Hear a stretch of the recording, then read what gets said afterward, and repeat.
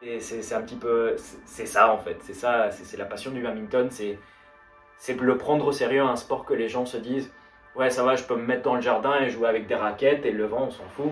Non, le badminton c'est un sport sérieux, le badminton c'est un sport endurant, c'est un sport intelligent, c'est un sport poli, respectueux. Et je pense que tous les gens qui viennent à ce club le comprennent. Et les gens qui suivent et qui sont dans ce club sont d'accord avec un peu cette mentalité et c'est ça qui nous unit, quoi. Donc moi c'est Carlos, Carlos Escobedo, ça fait quelques années que je suis dans le club.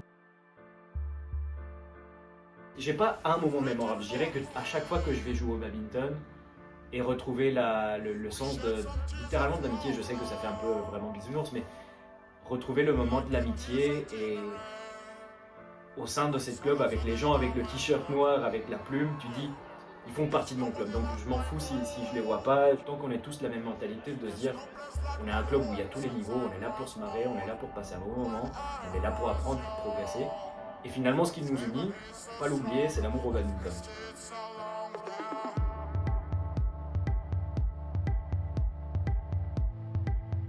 Qu'est-ce qu'un club?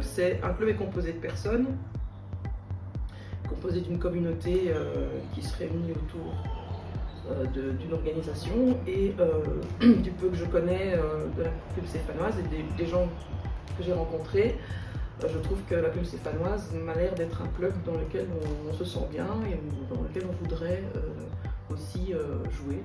Je m'appelle Jessica Michotte, je suis au club du Brussels à Anderlecht et je joue depuis à peu près une dizaine d'années, je dirais.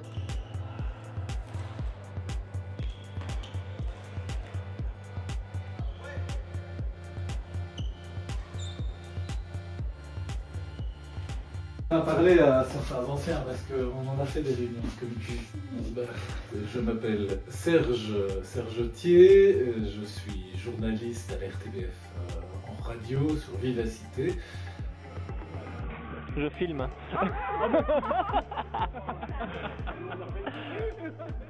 Je suis arrivé même avant que la plume ne soit créée. J'avais une copine qui jouait à Cours-Saint-Étienne, donc dans un nouveau club qui venait de se créer, qui s'appelait Winex à l'époque. Le club qui a été ouvert par mon oncle. Les deux autres personnes s'appelaient Winex BC. Un club qui s'entraînait au collège Saint-Étienne. Il y avait déjà pas mal de gens, il y avait déjà Marc Leclerc, il y avait déjà Jacques Rickmans à l'époque dans ce club-là, Alexandra Mère était déjà là aussi. Et donc le club a vécu encore 2 ans quand j'étais là, et puis ils ont arrêté. Et il y avait très peu de membres, on va dire une trentaine, ce qui fait que ceux qui organisaient le club à l'époque ont mis la clé sous la porte. On s'est dit ah c'est dommage, et ils ont recréé un club par au-dessus qui s'est appelé donc la Plume Stéphanoise. Le club a été créé, on va dire, avec 4 copains, Alexandra et Michel Serighetti, et il y avait un 4e qui était Fred Sconate. Évidemment, moi j'ai continué à jouer à la Plume Stéphanoise, mais j'étais là avant, c'est ça qui est bien. Et puis quand on a vu que la plume stéphanoise prenait assez bien, eh bien on a créé donc les 2 autres triplettes, c'est nous qui les avons tracés. Et on a fait pour un mieux en serrant les terrains peut-être un peu trop. Et comme ça on avait je crois 11 terrains. Donc je m'appelle Marc Leclerc, professeur d'éducation physique. Et j'ai commencé le badminton lors de mon service militaire à l'armée.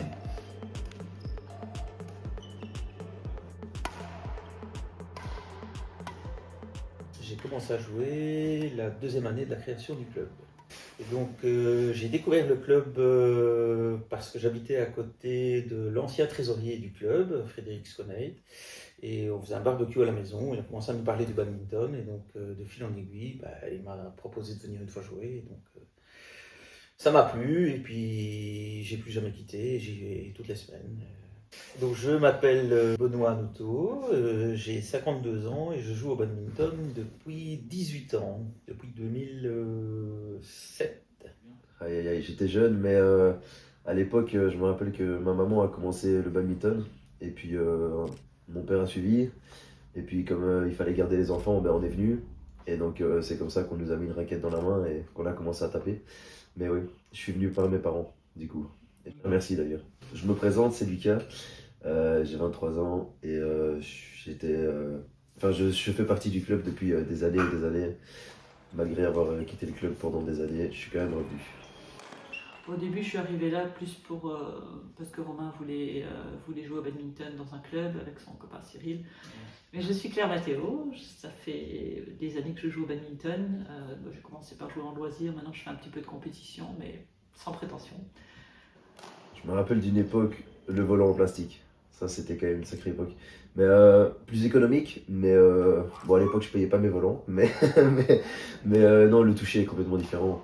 Eh bien, on était obligé de jouer en plastique à l'époque. On a dû jouer en plume, que le club devait avoir 5-6 ans. On jouait en plastique jusqu'au niveau C2, et au niveau plus haut, on jouait en plume. Mais dans le club, il n'y avait pas de C1. Maintenant, je pense que je pourrais plus, et je pense qu'aucun des joueurs du club aimerait retourner en plastique. Et je pense que c'est une bonne chose qu'on soit passé au plume, malgré le prix. L'ambiance au début du club, à la création du club, c'était une ambiance non compétitive, c'était une ambiance très récréative, c'était beaucoup de joueurs du dimanche. C'était très varié, tous les niveaux. Et ce qui était chouette, c'est qu'on jouait il n'y avait pas que les bons qui jouaient entre eux, on se mélangeait, on faisait des doubles, on intégrait les... Et puis de fil en aiguille, il y a des joueurs qui ont commencé à progresser, et donc il n'y avait pas de cet esprit compétition en 2006, en 2007, en 2008, c'est venu tout doucement. Et puis on a commencé à faire de plus en plus de compétitions, de plus en plus d'équipes d'interclubs. En gros, la première année, une équipe, la deuxième année, 2 équipes, la troisième année, 3 équipes, et ainsi de suite. Ce qui fait que le club a tourné de plus en plus vers la compétition. Et dans le comité, les 10 ans où j'étais dans le comité, c'est vrai que moi je me suis toujours battu pour les récréants, en essayant d'en avoir le plus possible, puisque j'estime qu'une pyramide, elle est faite à la base avec des débutants et au sommet avec les meilleurs compétiteurs, et pas l'inverse. Donc moi je trouve qu'actuellement le club tourne un peu droit, quoi. Beaucoup de compétiteurs et moins de débutants. Ce qu'il y a, c'est qu'il y a de plus en plus de compétiteurs qui se plaisent à la plume et qui restent, ce qui est très bien, et on veut les faire rester, donc les gens progressent, donc petit à petit le niveau augmente. On garde toujours une partie récréant et loisirs qui est importante, et on essaie de faire en sorte que les joueurs loisirs jouent avec les joueurs compétiteurs, qui se mélangent et qui les tirent vers le haut s'ils veulent progresser. Ils n'ont pas forcément envie de progresser, puis ils sont parfois là plus juste pour s'amuser, ce qui est tout à fait bien, il n'y a aucun souci avec ça. Mais c'est vrai que nos compétiteurs, on essaie, s'ils ont envie de progresser, on a envie qu'ils se sentent bien aussi dans le club et qu'il y ait la possibilité de progresser. Je trouve qu'aujourd'hui, et depuis quand même pas mal d'années, on a un retour quand même vers plus de mise en avant de la compétition, que ce soit via les cours pour des niveaux plus élevés, via le nombre d'équipes d'interclubs. Avant, au début, on avait une équipe, 2, 3, mais là maintenant, on en a vraiment beaucoup. Mais par contre, je trouve qu'il y a toujours cet aspect familial qui est resté depuis le début. Et donc moi, quand on me demande des infos sur le club ou quoi, j'ai toujours, en fait, tout le monde peut venir jouer. Il y a du niveau élevé, alors on n'a pas de A, etc., mais il y a quand même un niveau assez élevé, donc ceux qui sont 3-4 peuvent quand même avoir de quoi jouer. Et puis en fait, les débutants peuvent aussi venir jouer, progresser, jouer un peu avec tout le monde. Et j'aime beaucoup cette ambiance où les gens ont l'occasion de progresser. Dans certains clubs, je sais que c'est très cloisonné. Alors chez nous, c'est un peu cloisonné parce qu'il n'y a rien à faire. Les gens qui sont bons, ils n'ont pas envie de jouer toute leur soirée avec des débutants. C'est normal, chacun a envie de savoir son challenge. Mais je trouve qu'il y a vraiment moyen de pouvoir et rencontrer plein de monde et de pouvoir progresser, même si on vient en fait de nulle part.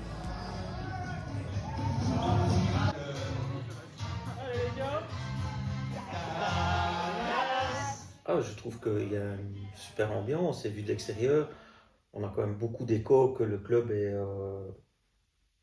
un bon club, bien géré et qui a une bonne ambiance. Donc il y a quand même beaucoup de joueurs externes qui nous rejoignent. Et donc ça fait plaisir, je trouve, d'avoir des joueurs qui viennent des clubs environnants et qui viennent jouer chez nous, en premier club ou en second club. Donc je trouve que c'est quand même une belle reconnaissance, hein. On ne reste pas avec notre petit noyau d'une centaine de joueurs.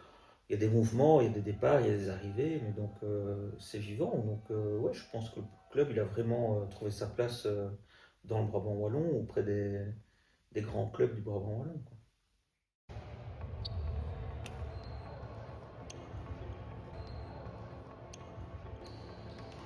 Je faisais des tournois donc avec des joueurs de la Plume, avec qui donc je ne pouvais plus forcément jouer à Rexensart. Comme avant, on était ensemble, on faisait des entraînements. Puis les entraînements se sont un peu terminés, on a chacun repris nos chemins. Et donc je me suis dit que si je voulais davantage évoluer avec les gens avec qui je joue en tournoi, il fallait changer de club. Et voilà, peut-être aussi être avec des jeunes plus de mon âge. Donc moi c'est Amélie de Bailleul, et donc ça fait 2 années que je suis au club. Voilà, je m'y plais bien et je compte encore rester quelques années. Certaines personnes m'avaient déjà dit que l'ambiance était incroyable, du coup je me suis dit quoi de mieux que de savoir si c'est vraiment incroyable que d'aller dans le club et de voir si c'est réellement le cas. Et je suis d'accord avec le fait que c'est une bonne ambiance, franchement je regrette rien. Donc la Plume stéphanoise m'a l'air d'être un super club puisqu'il est représenté par des gens super. Donc je ne peux que penser par extrapolation que la Plume stéphanoise est un club très super avec des gens super. Bon, on a essayé beaucoup de couleurs. On a vraiment essayé d'être coloré. On retrouve le logo fait par Alexandra. Et ça, c'était le tout premier t-shirt d'Interclub. Il y a beaucoup d'années, alors je ne sais pas combien, j'ai dessiné ce petit logo parce qu'on n'avait pas vraiment de logo pour le club et je voyais plein de clubs qui avaient des logos sympas, un peu marrants et tout. Et donc j'ai proposé au comité, à l'époque j'étais peut-être bien trésorière, j'ai proposé au comité de faire un logo et d'abord ils étaient bof chaud, ils voulaient pas un truc sérieux, etc. Puis j'aurais dit tout de suite, oui mais moi je ne dessine pas de manière exceptionnelle, je suis pas graphiste. Et donc j'ai proposé de faire un truc un peu sympa, un peu fun. Et donc pendant des années, on a joué avec l'autre logo dans le dos. Et puis on l'a gardé devant pour l'historique. Puis quand on s'est dit on voulait des matières un peu plus sportives, plus légères, donc en gros j'avais un fournisseur qui était un indépendant qui faisait venir des t-shirts, qui les commandait et il m'a présenté plusieurs modèles. Et en fait, pour ces modèles, cette matière synthétique sportive, en fait, les t-shirts qui avaient ça, il y avait soit en noir, soit en blanc. Il n'y avait pas d'autre choix de couleur. Et évidemment, on a choisi le noir parce que c'est quand même plus élégant, surtout pour les personnes, je pense à Marc Leclerc, qui ont un peu de ventre. À un moment, c'est mieux en noir qu'en blanc. Voilà. Donc personnellement, moi je trouvais ça stylé et surtout qu'à l'époque il n'y avait pas beaucoup de clubs qui jouaient tout en noir. Donc moi je trouvais ça stylé. Donc c'était devenu très rapidement un peu notre identité effectivement. Mais est-ce que ça a une importance? Je crois pas. Là où je suis plutôt content, c'est qu'on ait su garder ce logo qu'on avait choisi à l'époque. Donc on avait Marco Polo qui était un dessinateur qui est toujours un dessinateur de bande dessinée, qui venait jouer au club et qui nous avait dessiné ce logo. Comme je suis dessinateur, moi ce que j'aime c'est inventer des personnages. Donc tout de suite, d'un objet j'en fais un personnage. Alors qu'un graphiste pur aurait peut-être travaillé plus l'objet ou la stylisation de l'objet. Et puis peut-être qu'à l'époque il y avait Pirates des Caraïbes. Je crois que j'avais trouvé une typo qui ressemblait à la typo de Pirates des Caraïbes. La tête de mort qui est très reconnaissable, je trouve que c'est un logo assez percutant et qui est facilement reconnaissable. D'ailleurs, je me demande quelle est l'origine de ce crâne, c'était juste une idée. Ça fait un peu penser à un Indien, à une tête de mort avec un Indien, comme ça c'est très reconnaissable. Donc voilà, donc c'est surtout la tête de mort qui me vient à l'esprit quand j'entends la Plume stéphanoise. C'est un peu omineux quand on dit comme ça, mais non, en fait, ça nous permet de vous reconnaître très vite. Je pense que c'était surtout ceux qui voulaient faire de la compète qui voulaient un nouveau logo, à mon avis. Donc comme c'était plutôt des plus jeunes ou des plus combattants, ils aiment bien le côté peut-être un peu plus dur de ce logo, enfin avec la tête de mort. Plus tard, donc ils l'ont utilisé pour les équipes de maillot de la compète, et qu'effectivement, à un moment, on est revenu vers moi, on a dit il y en a qui trouvent que c'est un peu agressif ou un peu dur. Et là, j'ai refait des propositions. J'ai retrouvé sans doute mes trucs, j'avais envoyé des propositions. Et plusieurs ont dit, mais non, justement, ce qui est chouette, c'est qu'il est différent des autres, qu'il est original, et on veut le garder comme ça. Il y en a qui disaient que c'était un peu agressif, et c'est pour ça aussi qu'on avait gardé, et je trouve ça très chouette, le petit logo d'Alexandra, qu'Alexandra avait dessiné au tout début du club, avec ce petit bonhomme qui se prend le volant sur la tête pour montrer que finalement on se prend pas non plus au sérieux. Donc, et puis le côté maillot noir avec ce pirate, cette tête de mort dans le dos, c'était raccord avec la couleur aussi. Donc non, c'est pas mal. Et donc ça, je suis content de voir que ça continue. Ça oui, je suis quand même content, même si au final ça n'a pas beaucoup d'importance et le club a donné sa vie. Mais... ouais.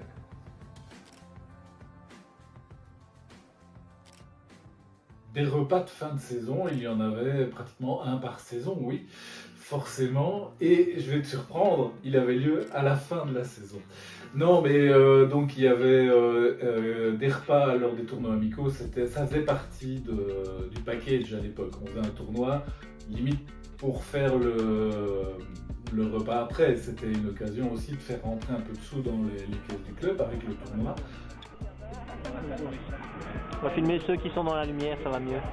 On a fait beaucoup de soirées. De manière générale, on en faisait 2 par an. On faisait 2 tournois amicaux qui se terminaient souvent par un souper. Alors on a déjà été au restaurant, on a déjà organisé nous-mêmes le souper, on louait la salle et il y avait des membres qui aimaient bien cuisiner et qui nous faisaient tout un buffet. Je pense à Luc Orlans, je pense à Fred Sconate, l'ancien trésorier qui cuisine super bien.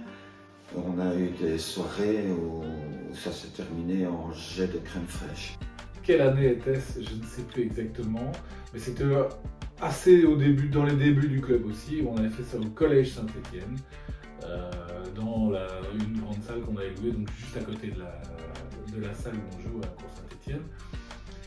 Et cette soirée-là est assez mémorable, dans un sens positif pour certains, dans un sens négatif pour d'autres, parce qu'effectivement, on avait pas mal de plats en sauce, et cette sauce s'est retrouvée à un moment au centre d'une bagarre, et il y a eu effectivement pas mal de jets de sauce. Ensuite, je me souviens d'une autre soirée. C'est la toute première saison de la Plume stéphanoise, donc tout nouveau club qui venait d'être créé à la fin de la saison, première équipe d'Interclub, et on était tous des débutants à l'époque, et un joueur est monté C2. C'était le papa de Simon, Hervé Harris, qui a été vraiment le premier C2 du club, et on a fêté ça au restaurant d'ailleurs. C'était un restaurant mexicain qui n'existe plus, qui était près du garage Renault à Otigny, qui s'appelait le Sombrero. Et on a fait la soirée là, on avait une grande tablée. Et c'était Hervé Harris qui est monté C2 à la fin de la première saison, parce qu'à l'époque, les montées de classement se faisaient en fin de saison. Si on avait accumulé suffisamment de points en interclub, je croyais qu'il fallait 12 victoires en interclub, et bien on montait C2. Et donc, et Hervé est le seul qui l'avait fait à ce moment-là, dans tout le club. Au départ, on ne jouait que dans la salle du collège, le mercredi et le dimanche. Mais directement, on jouait déjà en interclub, alors que moi, j'avais jamais touché le volant de ma vie. Je me retrouvais jouer en interclub, parfois contre des B1. Quand on a créé nos premières équipes d'interclub, il fallait faire homologuer la salle, et la salle n'était pas homologable. Donc on a vécu pendant quelques années avec des dérogations, parce qu'il y a beaucoup de salles qui ne sont pas homologables, et donc pour permettre quand même de démarrer. Après est venue l'idée de faire un tournoi, et pour faire un tournoi, on ne pouvait pas avoir de dérogation, il fallait trouver une salle. On a mis longtemps, on a mis plus de 10 ans à faire un vrai tournoi officiel à la Ligue, parce qu'il y avait beaucoup de conditions que la salle, par exemple, à Cour Saint-Étienne ne respectait pas. Donc avant qu'on puisse aller au Coqueret, avant qu'on ne change le nom du club, il faut savoir que le club s'appelait longtemps la Plume stéphanoise, et puis on a rajouté Plume stéphanoise Otigny, pour aller à Otigny, pour pouvoir avoir accès à la salle des Coquerets, pour pouvoir organiser un tournoi, parce que il fallait une salle qui respecte certaines conditions pour la Ligue. Et de fil en aiguille, en cherchant autour de Cours Saint-Étienne, on a trouvé cette salle des Coquerets. Et on a fait homologuer la salle et on a pu avoir quelques créneaux au départ qui ne nous permettaient pas de faire toute une saison entière, mais qui nous permettaient de faire quelques interclubs. Et puis on a fait notre place dans la plage horaire, quoi. C'est grâce au fait qu'on avait déjà un pied au Coqueret qu'on a su créer le tournoi. C'est devenu naturel de créer notre tournoi. Et je pense que c'est grâce à Benoît Noto qui voulait vraiment organiser un tournoi, peut-être avec Cédric Debroux. Donc à eux deux, ils ont créé le tournoi et ça a très bien marché et ça continue à très très bien marcher. Donc quand moi je suis devenu président, c'était mon programme, c'était d'amener en 2 ans le club à, comme tous les autres clubs du Brabant Wallon, à avoir un tournoi officiel. Ouais. La veille du tournoi, il y a quand même beaucoup de travail de préparation. Il faut bouger toutes les cibles qui sont hyper lourdes. Il y a beaucoup de bénévoles qui viennent, au lieu de venir jouer, ils viennent d'abord aider et ensuite, après avoir aidé, ils peuvent jouer. Donc il faut préparer toute la salle, il faut mettre des affiches de tous les sponsors aussi. Ça prend pas mal de temps. Il faut installer les PC. Donc Fred s'occupe de vérifier que tout se passe bien au niveau du son, au niveau des ordinateurs. Et après, une fois que c'est fait, on peut jouer, puis on va boire un verre en général. Je pense que c'est un des tournois qui est le mieux placé, dans le sens où c'est la reprise. On reprend toute une vie normale, entre guillemets, avec l'école, tout ça. Les gens reprennent, ils ont envie de reprendre après la période de l'été. En général, il fait encore beau, jusqu'à présent, on a toujours eu de la chance. Et il y a plein de gens qui s'inscrivent, donc d'année en année, chaque fois, on a de plus en plus de personnes qui s'inscrivent, donc ça prouve qu'il plaît. Je pense que c'est bien organisé. Fred fait un super boulot au niveau du timing aussi des plages horaires. Je dirais que nos matchs se suivent quand même assez bien, à part si on joue que dans une catégorie, ça peut être un peu difficile parfois. Mais en général, non, c'est très bien avancé. Il n'y a jamais eu de couac, en tout cas dans mon souvenir. Chaque fois que j'ai participé à la plume stéphanoise, tout était bien huilé, l'organisation était bien.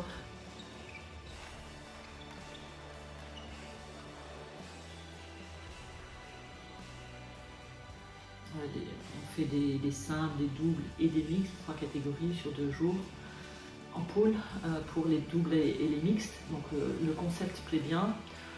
L'endroit est chouette parce qu'il y a la cafette, il y a la terrasse aussi, il y a les terrains de padel, donc en général il y a une bonne ambiance.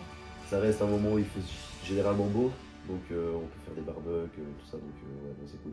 Et on organise une super tombola avec des chouettes lots.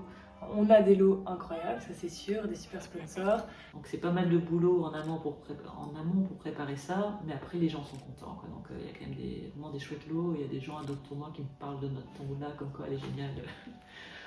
Donc voilà, en général ça se passe vraiment bien, une bonne ambiance. Frédéric et Claire font ça très bien et il a pris une ampleur qui le met dans le top des tournois du Brabant Wallon, donc c'est très bien, oui, je suis assez fier. Mais de l'équipe qui suit surtout, qui a su continuer et faire la pérennité du tournoi.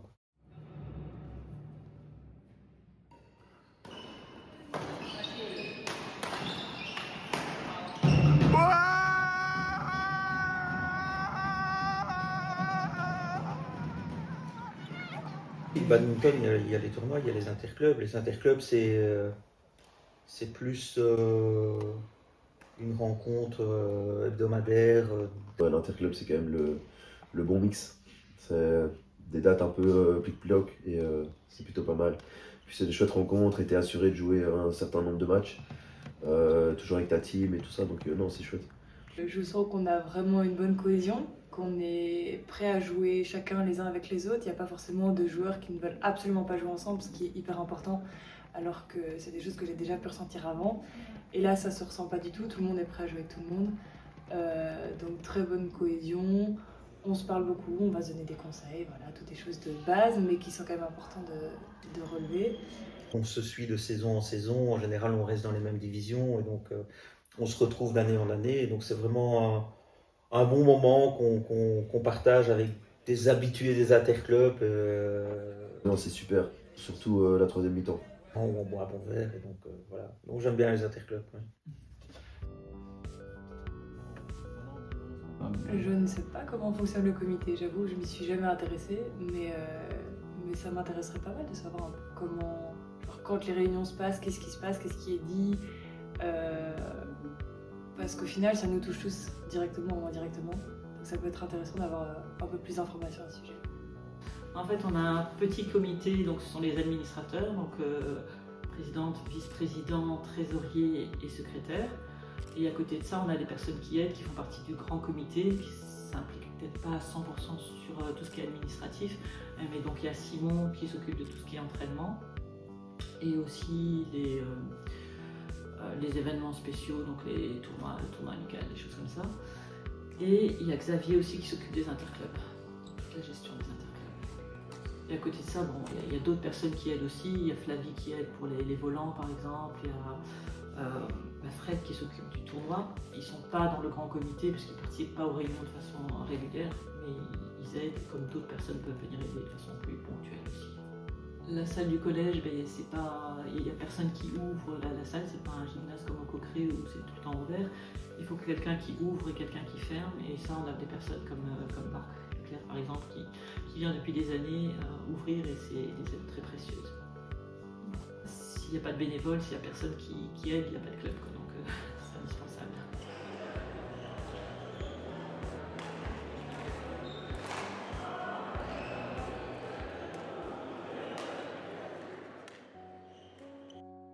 On participe avec mes deux fils, on participe à la vie du tournoi et du club depuis 17-18 ans, parce qu'Ethan il a commencé, il avait 4 ans et Lucas avait 7 ans. Ils sont toujours restés affiliés au club, ils ont fait un petit intermède à Rixensart pour les entraînements, mais ils restaient affiliés à la Plume Stéphanoise. Oui, on y va en famille.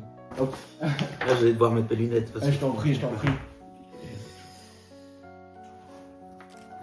J'ai joué un tout petit peu avec mes fils en tournoi parce que moi j'étais plutôt dans une phase où j'essayais de garder mon niveau et eux étaient plutôt en phase ascensionnelle, donc on s'est croisés un petit moment et puis après ils m'ont dépassé, donc voilà, j'ai joué avec mes deux fils en tournoi, mais pas longtemps, quoi. Et moi qui jouais avec mon papa, ça c'est une sacrée époque. Très très grosse époque. Avec le même t-shirt, c'est beau ça. Ça c'est peut-être encore la plus grande fierté, c'est de les voir jouer ensemble. Ça c'est aussi la bonne époque. On va remettre ça d'ailleurs cette année. Mais ouais. Quand on gagnait à l'époque. Et quand il était plus petit que moi aussi. Il a bien grandi. Ça fait longtemps qu'ils attendent d'être dans le même classement pour rejouer ensemble. Ouais, non, c'est des chouettes photos. Et j'aime bien les voir jouer ensemble parce que je trouve qu'ils se complètent vraiment bien. Et il y a un technicien et un finisseur, donc c'est bien.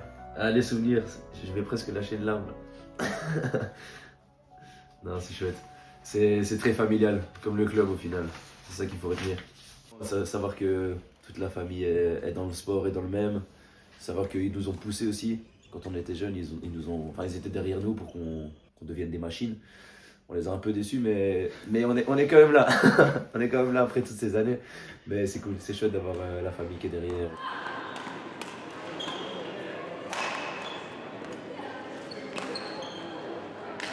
Je pense que je suis arrivé pendant le Covid. En 2000, ouais, c'est ça, 2020 probablement. Ouais, 2020, je pense. Ce qui n'a pas été évident au début quand je suis rentrée dans le petit comité, c'était au mois de mai 2020, juste à la période du Covid, donc ça a été compliqué de reprendre le petit comité avec des personnes nouvelles. Il n'y avait que Fred qui était là déjà depuis pas mal d'années, mais sinon Alex, même si elle avait déjà été dans le petit comité avant, c'était nouveau un peu pour elle à nouveau. Et pareil pour Igor, pour François et moi. Et à ce moment-là, il y a eu beaucoup d'incertitudes au niveau du Covid. Donc, est-ce qu'on va continuer? Est-ce qu'on va faire notre tournoi? Donc, on avait voté, on était 50-50 pour savoir si on continuait le tournoi à ce moment-là. Beaucoup de décisions à prendre, s'assurer qu'on suivait bien la réglementation, qu'on ne prenait pas de risques. Donc, c'était pas évident comme période. Il y a eu l'été où on s'est dit, la LFBB avait essayé de lancer le air badminton, donc on s'est dit pourquoi pas, ça peut être sympa. Donc on a investi dans des terrains de air badminton, on avait acheté 8 terrains. On a essayé de lancer ça, mais au final on s'est aperçu que c'était pas évident parce qu'il y a souvent quand même du vent, et dès qu'il y a un peu de vent, c'est compliqué. Mais voilà, j'ai mis le filet dehors. Genre, je veux dire, j'ai pas arrêté le badminton parce qu'il y a eu le Covid, quoi. Je me suis dit, j'aime trop ça pour commencer autre chose. Donc voilà, j'ai bien continué à jouer, même si les conditions ont fait que c'était plus difficile. Il faisait pas toujours beau. Donc voilà, bon, ça a été sympa, mais on n'a jamais utilisé les 8 terrains. Donc ça a permis de continuer à voir les gens, continuer à jouer un petit peu, mais c'est pas une activité qu'on allait faire perdurer. Oui, ce qui était bizarre, c'est qu'après on a pu rejouer, mais effectivement avec des règles qui étaient un peu spécifiques. Le volant, tout le monde ne pouvait pas le toucher. Les amortis, c'était un peu... voilà, il fallait pas trop aller devant le filet. Taper dans la main des joueurs, c'était des choses qu'on faisait pas. Les règles étaient différentes, c'était vraiment bizarre. Donc c'était pas très pratique pour jouer au badminton, donc ça nous permettait de rejouer en salle, donc c'était sympa. Mais les règles étaient quand même pas très adaptées. Et il fallait effectivement s'inscrire à chaque fois qu'on venait, il fallait bien répertorier les personnes. Donc on avait un système où il fallait vérifier que les personnes étaient vaccinées aussi. Donc il fallait vérifier qu'elles n'avaient pas le Covid. Donc c'était vraiment particulier comme période. Heureusement ça n'a pas duré, mais... J'avoue que ça m'a un peu marqué sur le coup, mais c'est vite parti de ma tête quand on a pu reprendre le jeu libre normalement, ou même les entraînements. Ce qui est très chouette à la Plume, c'est qu'on est assez nombreux à aller en tournoi. Il y a une bonne ambiance, on essaie via le site, les compétiteurs de la Plume, à se motiver l'un l'autre. On y va en délégation. Alors le fait de faire des grosses délégations, je trouve ça génial. Ça apporte vraiment un bel esprit d'équipe. On sent que tout le monde est motivé à venir jouer, supporter les autres, peu importe les niveaux, on sera toujours là pour donner des conseils. Et puis du coup on se fait entendre, on sait qu'on est là. On a tous un peu le même t-shirt du club, donc ça montre aussi une identité, on est facilement identifiable quand on est dans un tournoi. On voit un bloc qui arrive, qui se déplace. On les entend de manière toujours très joviale. Et ça booste, enfin, en tout cas personnellement je sens que ça m'apporte quelque chose d'avoir des gens qui sont autour de moi, qui sont là pour regarder, pour donner des conseils. Souvent on va boire un verre après, on va manger ensemble, donc il y a vraiment une chouette ambiance. Bon, c'est ce qui fait aussi parfois venir des gens dans notre club parce qu'ils voient qu'il y a une bonne ambiance au tournoi, une bonne représentation.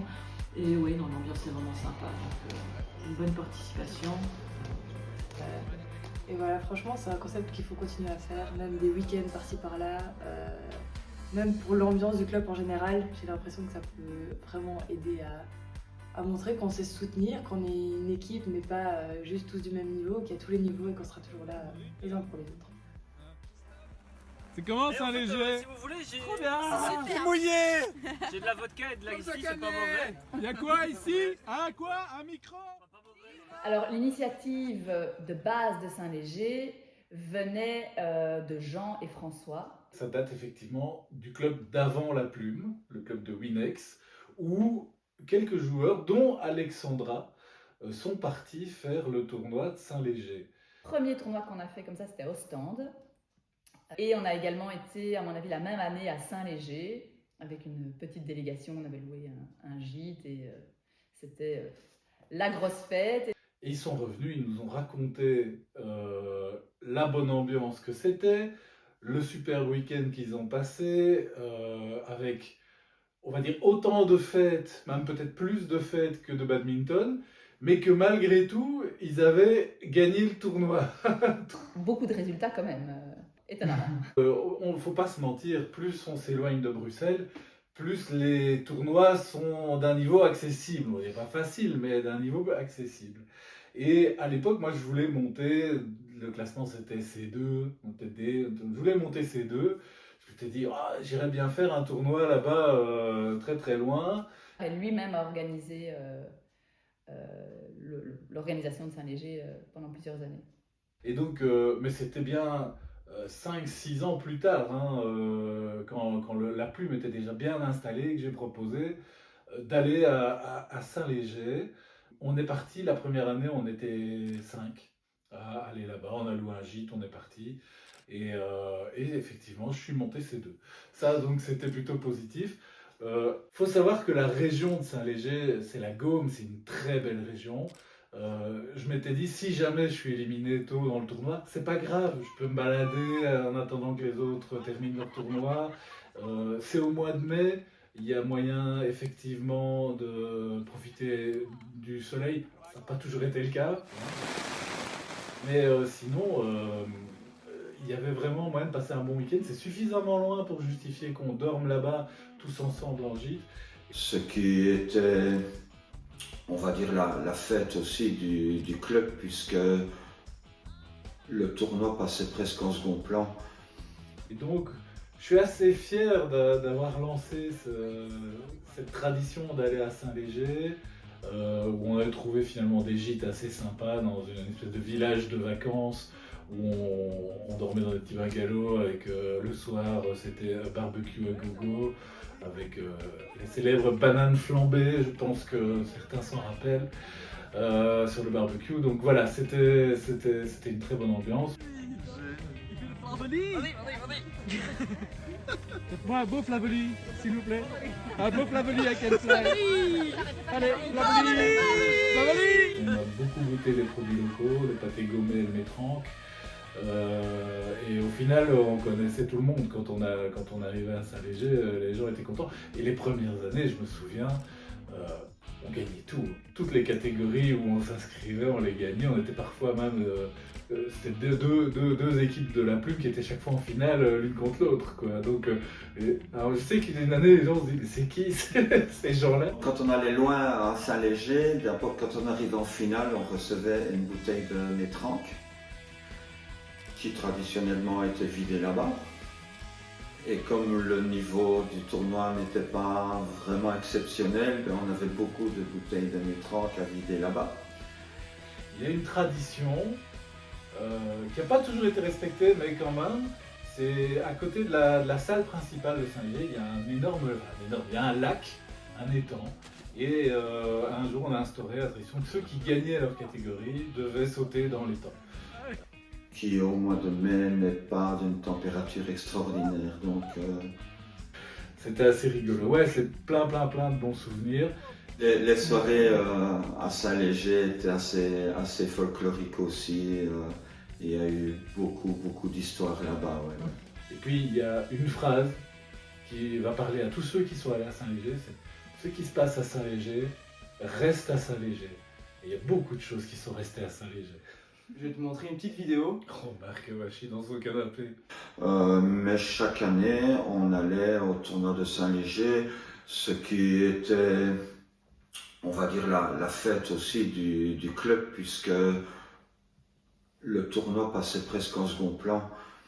Je me souviens de celui qui organisait le week-end, c'était Serge. Et Serge, je me souviens d'une fois où il jouait en simple contre le meilleur du club, avec un sachet plastique au bord du terrain pour pouvoir s'alléger de temps en temps. Effectivement, j'avais même oublié ce souvenir-là. C'était une des premières fois qu'on allait à Saint-Léger, effectivement. Et ouais, c'était il y a très longtemps et je jouais contre Marc le lendemain. Et je me souviens que entre chaque volant, je devais attendre 10 secondes que le terrain se remette droit et arrête de bouger. Mais j'ai pas utilisé le sac. Ça, et ce qu'il dit là, c'est que oui, par sécurité, j'avais mis un sac parce qu'on était tout au bout de la salle. Donc, si j'avais dû courir, je préférais être prévoyant. Mais j'ai pas utilisé le sac. Attention, parce que Marc dit des choses, mais il dit pas tout. Hein. Donc, alors, effectivement, il a gagné ce jour-là. Il m'a battu.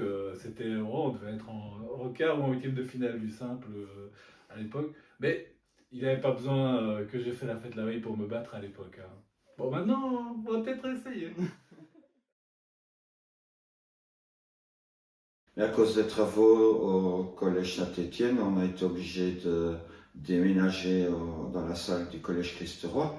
Je trouve que c'est une super belle salle, celle d'Autigny. T'as de la place, t'as de l'espace. C'est une très belle salle, très moderne, quoi. Malheureusement, une belle patinoire. Je suppose comme tout le monde, ça nous a un peu choqué. Enfin, choqué. Mais le fait que ça glissait, ça tout le monde s'en plaint. Et je crois que ça empêche beaucoup de joueurs de venir. Et je trouve que pour le moment, ça vivote un peu. Dimanche dernier, on était 6. Bah alors c'est ça aussi la question par rapport à la récréation. C'est quand tu es un joueur récréationnel, tu vas pas avoir le même niveau d'handicap quand tu as quelque chose, une perspective d'amélioration constante. Donc certes, c'est handicapant, parfois en effet, je sais que j'ai cette explosivité qui ne vient absolument pas. Tu as des points que tu perds à cause de ça. Et du coup, tu adaptes un petit peu aussi ton jeu, tu dis ok, bah écoute, je vais juste essayer d'avoir un placement un peu plus intelligent au lieu de courir comme un saut. Tu sais que je pensais pas à ce mot. Donc voilà, non, enfin j'adapte et ça m'ennuie certes, mais pas tant que ça quoi. Alors l'impact du badminton dans ma vie, ben, c'est mon mari et mes 2 enfants. Hein. J'ai rencontré Didier en tournoi, je ne sais plus où, à Bruxelles quelque part je pense. Et donc voilà, si j'avais pas fait du badminton, je n'aurais pas rencontré Didier à mon avis. Et donc je ne serais pas avec lui mariée depuis si longtemps. Et avec 2 enfants. Mais au-delà de ça, c'est tout un cercle d'amis en fait que je connais certains depuis 20 ans. Et donc la moitié de ma vie, c'est le badminton en fait. Et les 3/4 de mon cercle d'amis, c'est des gens du badminton. Donc ça façonne énormément. Alors le badminton, non, c'est pas important pour moi. Non, clairement pas. Oui, ça a vraiment une grande place dans ma vie quand même. Et je dirais qu'avant, je suis passée par pas mal de sports et au final, ici, je me rends compte que je me suis arrêtée au badminton et je compte pas me lancer forcément dans autre chose. Donc ça veut dire que ça a vraiment bien pris, que j'ai aimé non pas juste faire le sport, mais être avec les gens avec qui je peux faire ce sport. Moi, j'ai adoré aller au club. D'abord parce que je me sentais intégré et que j'y avais des amis. Ensuite parce que le niveau était suffisamment bien et j'avais des objectifs de progression sportive, des joueurs plus forts que moi que je pouvais essayer d'atteindre, de rejoindre. Donc c'était très satisfaisant. Le badminton m'a permis de rencontrer, je pense, des gens que je pense que je n'aurais jamais rencontrés peut-être dans ma vie professionnelle ou sociale. Donc le badminton a quand même une place centrale dans ma vie. Et grâce à ça, j'ai rencontré aussi des personnes qui, pour moi, sont très chères.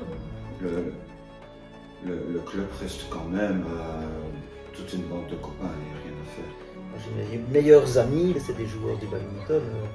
Didier et Thibaut, c'est devenu de vrais amis. On était encore au restaurant tous les 3 hier.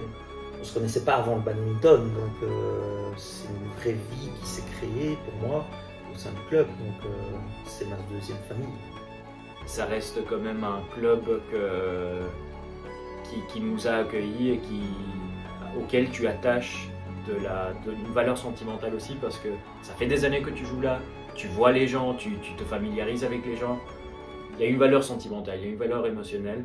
La Plume, c'est quand même un club qui... Allez, mon père a été président, ma mère a commencé dans le début, ça fait des années que je suis là, c'est là que j'ai progressé, c'est là que j'ai fait mes premiers entraînements, mes premiers vrais matchs. J'ai rencontré tous mes partenaires.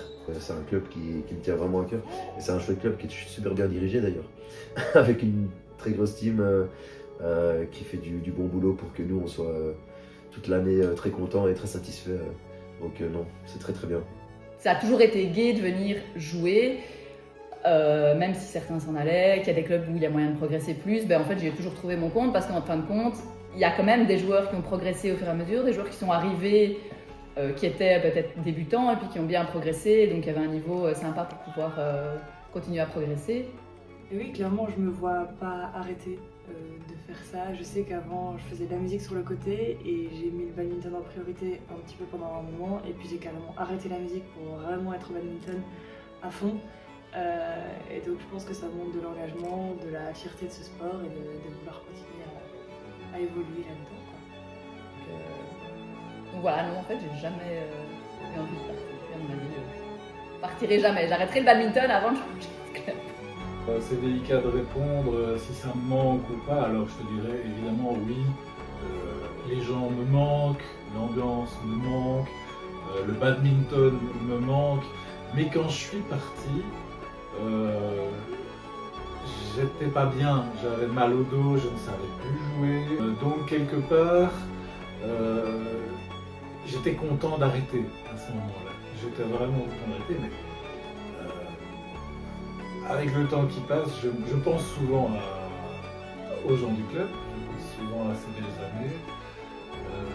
Je ne comprends pas pourquoi je ne viens pas plus souvent, parce que j'en ai envie. Et on va essayer de corriger ça, en tout cas, de se revoir un peu, quoi. Si tu devais définir la plume en un mot, ça serait quoi?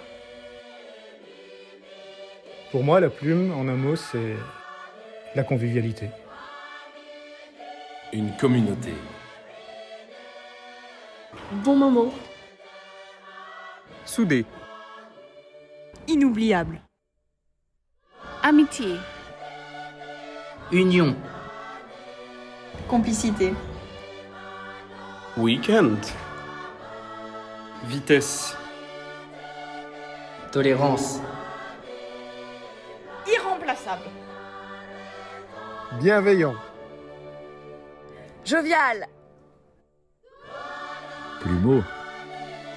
Accueillant. Sympa. Fun. Amusement. Famille. Coéquipier. Rencontre. Vivant. Communauté. Familial. After. Chaleureux. Dynamique. Découverte. Fair play. Encouragement. Exceptionnel. Couple. Fraternité. Intergénérationnel. Mélange. Solidarité. Sensation. Joie de vivre. Passion. Unité. Loisir. Vibrant. Plaisir. Humain. Rigueur. Unique.